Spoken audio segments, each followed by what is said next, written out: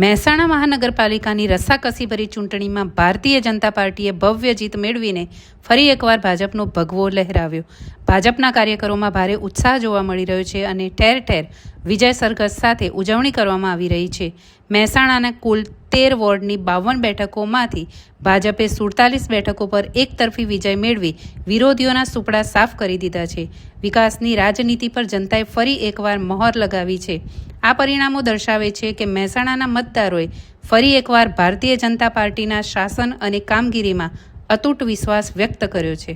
મહેસાણા મહાનગરપાલિકા એ ઉત્તર ગુજરાતની પ્રથમ મહાનગરપાલિકા જ્યારથી બની છે ત્યારથી દેશના યશસ્વી વડાપ્રધાન નરેન્દ્રભાઈ મોદી સાહેબના જે વિકાસની રાજનીતિ છે એ બધા જ મહેસાણા શહેરના નાગરિકોએ સ્વીકારી છે અને જે વિકાસના કારણે જે બજેટ પણ ફાળવાયું છે, પ્રજાએ એમાં વિશ્વાસ પણ વ્યક્ત કર્યો છે અને દરેક જ્ઞાતિમાંથી મહેસાણા મહાનગરપાલિકાના જે ભારતીય જનતા પાર્ટીના ઉમેદવારો હતા એમને ઐતિહાસિક જંગી બહુમતીથી આ જીત મેળવી છે.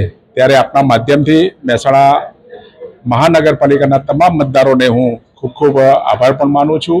મહેસાણા મહાનગરપાલિકાનું પ્રથમ બોર્ડ એ ભારતીય જનતા પાર્ટીએ સુનિશ્ચિત કરી દીધું છે.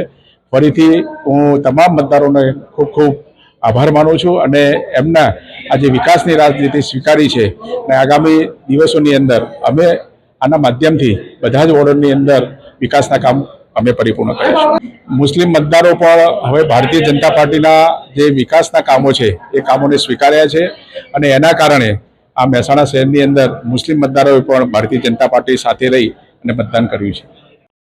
ITV ન્યૂઝ ચેનલને લાઇક કરો, શેર કરો અને સબસ્ક્રાઇબ કરવાનું ભૂલતા નહીં.